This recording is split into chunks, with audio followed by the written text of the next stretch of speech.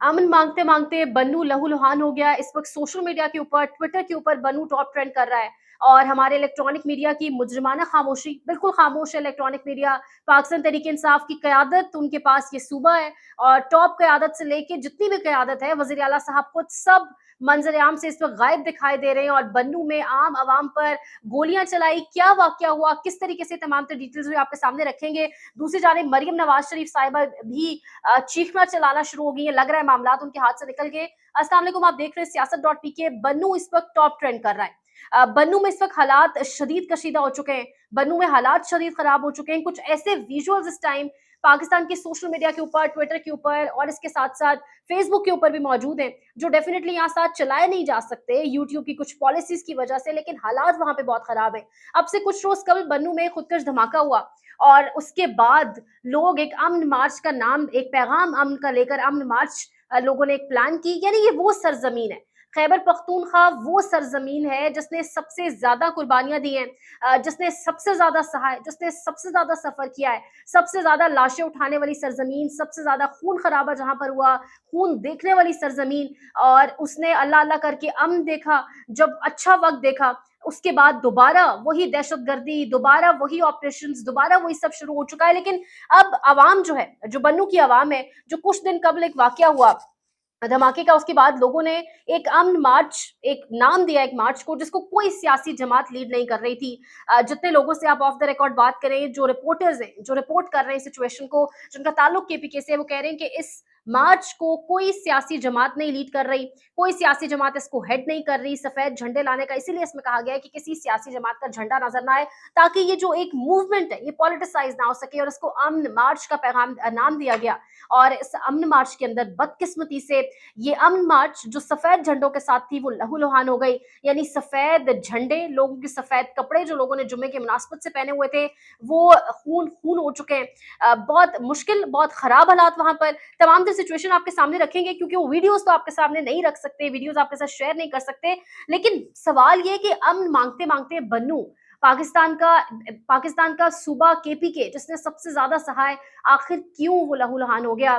क्या इन लोगों का खून जो है, क्या केपीके के लोगों का, क्या ये जो गैरतमंद कौम है, इसका खून इस कदर सस्ता हो चुका है कि जब भी पाकिस्तान में हालात खराब होते हैं तो सबसे पहले शुरुआत जो है वो केपीके से होती है। और हालात खराब होने के साथ साथ अगर इसको थोड़ा सा कनेक्ट कर लिया जाए, तो कल रात ही पाकिस्तान के वजीर ने प्राइम टाइम के ऊपर बैठकर कहा कि शायद अगले 8 से 10 दिन डिसाइसिव हो सकते हैं, और शायद अगले 8 से 10 रोज के अंदर अंदर पाकिस्तान में इमरजेंसी या मार्शल लॉ लग सकता है। तो क्या इन हालात के बारे में मौजूदा हुकूमत जानती थी? क्या मौजूदा हुकूमत आगाह थी कि सुबह क्या होने वाला है? मरियम नवाज शरीफ ने आज सुबह ही कह दिया कि आहिनी हाथों से निपटा जाएगा। जो लोग भी एहतजाज करेंगे, जो एजिटेशनल पॉलिटिक्स करेंगे, उनको आहिनी हाथों से निपटा जाएगा। क्या ये वो तस्वीर है जो उनके खिताब के, जो उनकी स्पीच के फौरन बाद सामने आती है कि एक जानिब एक बच्चा अस्पताल में पड़ा हुआ है जिसके सफेद शलवार कमीज पूरे खून से भरे हुए हैं? क्या ये आहिनी हाथों से निपटना है? क्या मरियम नवाज शरीफ ने जो कहा था उस पर फौरन इस तरीके से अमल दरामद हो गया है? यानी ये वो लोग हैं, ये वो सरजमीन है जो दहशतगर्दों को भी बहुत अच्छे से पहचानती है, जो असल कातिलों को भी अब बहुत अच्छे से पहचानती है, जो चीजों से बहुत अच्छे से वाकिफ है। यहाँ पर दो तरफ के मौकिफ हैं, वो सारे आपके सामने रखेंगे। जो नारे इस टाइम वहां लग रहे हैं तहरीक में, वो बम धमाके ना मंजूर, बदअमनी ना मंजूर। यानी बहुत हैरत होती है, बहुत दुख होता है। कुछ ऐसी वीडियो सामने आ रही है कि लोगों ने अमन का झंडा उठाया हुआ है, झंडा जिस पर अमन लिखा हुआ है, अमन जो लफ्ज है वो दर्ज है, और वो झंडा लेकर लोग आगे आगे भाग रहे हैं और पीछे से लोगों पर फायरिंग की जा रही है।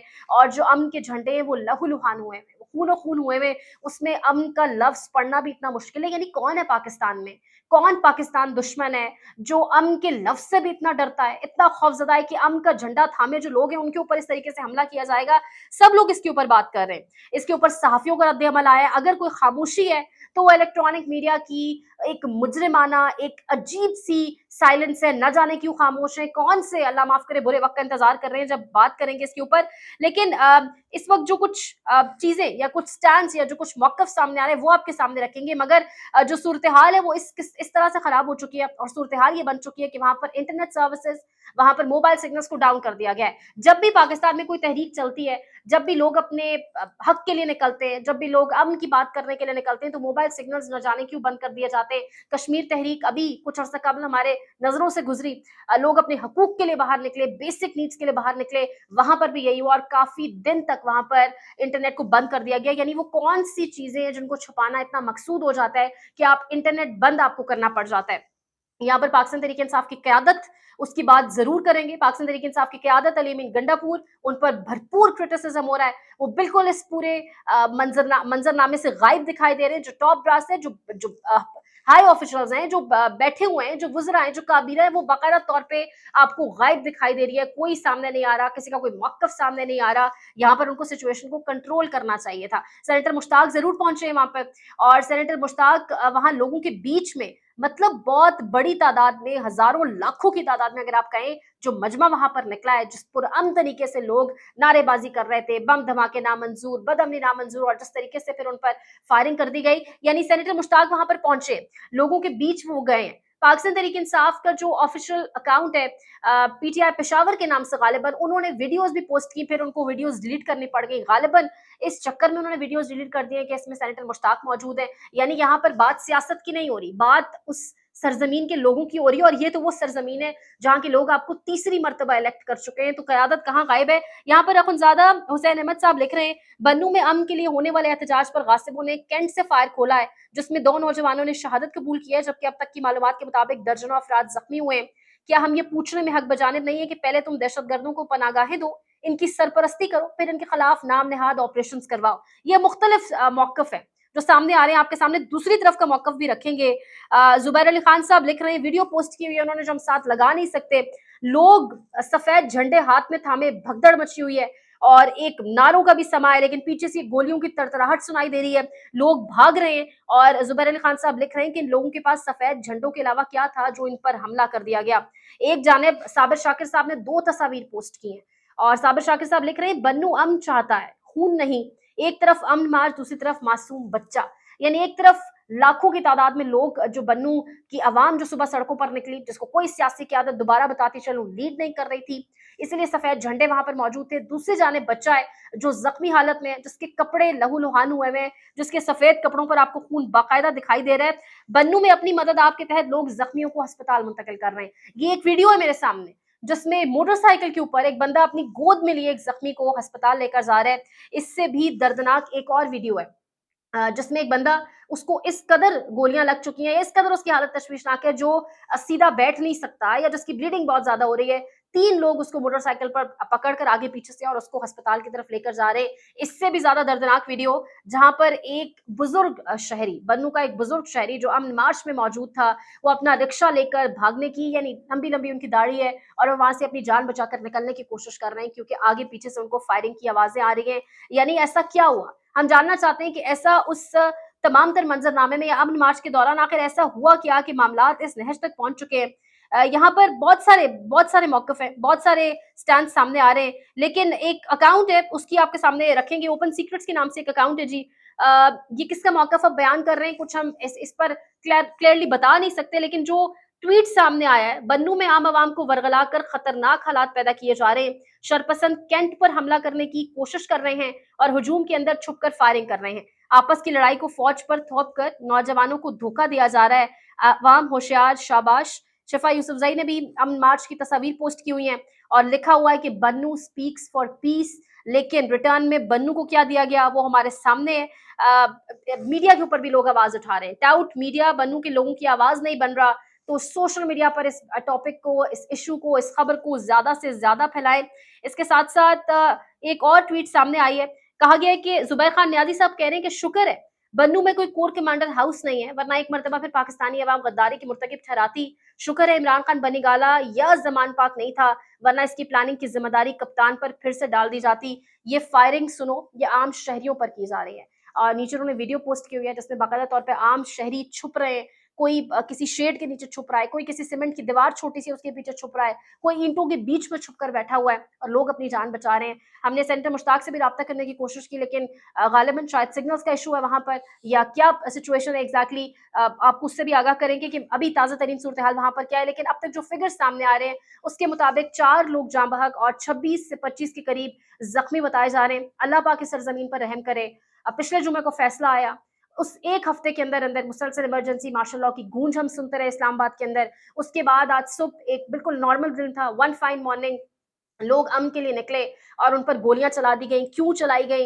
ये काम डेफिनेटली हमारी फोर्सेस का भी है, तायुन किया जाए, क्योंकि इसमें फोर्सेस को भी बदनाम किया जा रहा है, जो डेफिनेटली काबिल कबूल नहीं है। किसी सियासी जमात का इसमें अमल दखल नहीं था, किसी के पास कोई झंडा मौजूद नहीं था।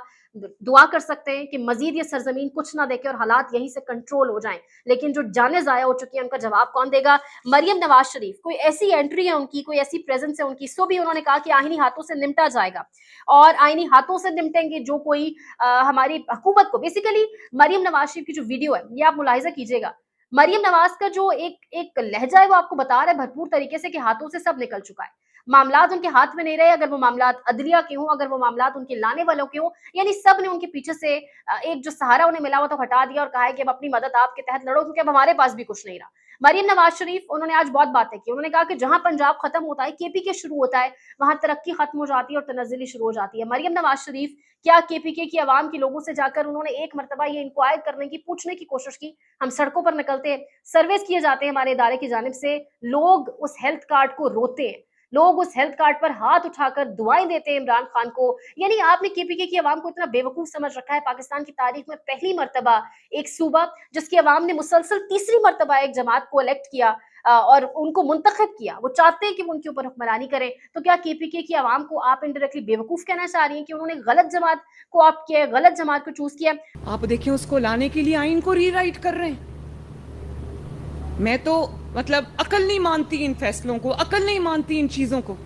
इंसान की अकल दंग रह जाती है कि ये कौन है जिनको आज मुल्क की तरक्की, मुल्क आगे बढ़ता हुआ अच्छा नहीं लग रहा। कि जहां पंजाब खत्म होता है और खैबर पख्तूनख्वा शुरू होता है, वहां पर तरक्की खत्म होती है और तनज़्ज़ुली शुरू होती है। इंशाअल्लाह ताला ये हुकूमत 5 साल पूरे करेगी। किसी ने रखना डालने की कोशिश की, किसी ने पॉलिटिकल इंस्टेबिलिटी लाने की कोशिश की, तो उसके साथ आईनी हाथों से निपटा जाएगा। मरियम नवाज ने बड़ी बातें की। उन्होंने कहा कि ये जो जजेस इमरान खान को लाना चाह रहे हैं, ये जो जजेस इमरान खान को प्लेट में रख के सब कुछ दे रहे हैं, प्लेट में रख के तो यहाँ पर मुस्लिम लीग नवाज को सब कुछ दिया गया, प्लेट में रख के आपको पासपोर्ट दिया गया, प्लेट में रख के आप एयरपोर्ट के ऊपर मौजूद थे और आपके अब्बा जी से, आपके अब्बा हुजूर से जिस तरीके से अंगूठे लगवाए गए वो हम सब जानते हैं। प्लेट में रख के आपको सब कुछ मिला। जैसे ही आप लोग पाकिस्तान आए, आपके केसेस खत्म हुए, उसके कुछ ही दिन बाद आपको हुकूमतें सौंप दी गई। इसको दरअसल कहते हैं प्लेट में रखकर सब देना। दूसरी जानिब जहां आप इशारा कर रहे हैं, वो अडियाला जेल में मौजूद है, वो केसेस का सामना कर रहा है, वो केसेस को फाइट कर रहा है। लेकिन ये सारी तकारीर, ये सारा जो एक ग्राउंड्स तैयार की जा रही है, माहौल बनाया जा रहा है, ये जो डिफरेंट हाइपोथेसिस किए जा रहे हैं, emergency, martial law, ad hoc जजेस, ये बेसिकली अदलिया को अंडरमाइन करने के लिए, अदलिया को प्रेशराइज करने के लिए किए जा रहे हैं, क्योंकि जान ये भी चुके हैं कि इनके हाथ में कुछ नहीं है।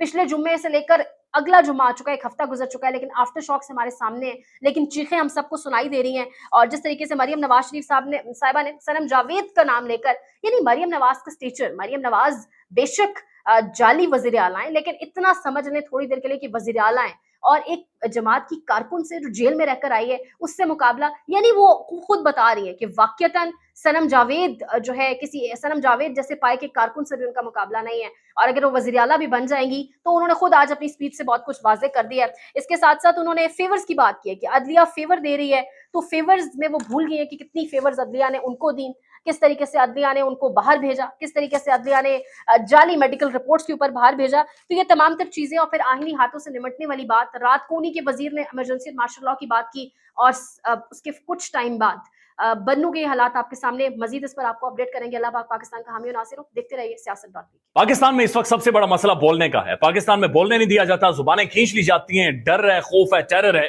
पाकिस्तान का मीडिया मुकम्मल तौर पर कंट्रोल्ड है, वेल मैनेज्ड है, एक मैसिव सेंसरशिप है। इसी तरह का दबाव पाकिस्तान में सियासत.पी भी फेस कर रहा है, जिसे पाकिस्तान भर में गुज़श्ता कई महीनों से मावरा आइन, मावरा कवानीन मुकम्मल तौर पर बंद कर दिया गया है, मुकम्मल तौर पर बैन कर दिया गया है। सियासत.पी की नशरियात को लिमिटेड करके पाकिस्तान में छोड़ दिया गया है। तमाम तर कानूनी मुआवजे के ऊपर आवाज उठाई गई, दस्तक दी गई, लेकिन हर तरफ से खामोशी है, सन्नाटा है, कहीं पर कोई सुनवाई नहीं है, कोई सुनने को तैयार नहीं है। लेकिन इसका हल क्या है? क्या खामोश हो जाएं? क्या सवाल ना करें? क्या मालूमात आप तक ना पहुंचाएं? क्या इंफॉर्मेशन आप तक ना पहुंचाएं? मालूमात भी पहुंचेगी, इंफॉर्मेशन भी पहुंचेगी, सवालात भी उठेंगे, लेकिन अब आपने रोल प्ले करना है, आपने अपना किरदार अदा करना है। और छोटा सा एक प्रोसीजर है, प्रोसेस है, उसके बाद आप अपना किरदार अदा करें और हमारी मदद करें। पहले आपने यह करना है कि हमारे YouTube चैनल को सब्सक्राइब करना है, उसके बाद ज्वाइन के बटन के ऊपर जाना है, क्लिक करके हमारा मेंबर बनना है। या फिर दूसरा ऑप्शन यह है कि आपने वीडियो की डिस्क्रिप्शन में जाना है, वहां पर पैट्रियन का लिंक मौजूद होगा, उस लिंक के ऊपर क्लिक करें और हमें सपोर्ट करें, हमारा हिस्सा बने, हमारी ताकत बने।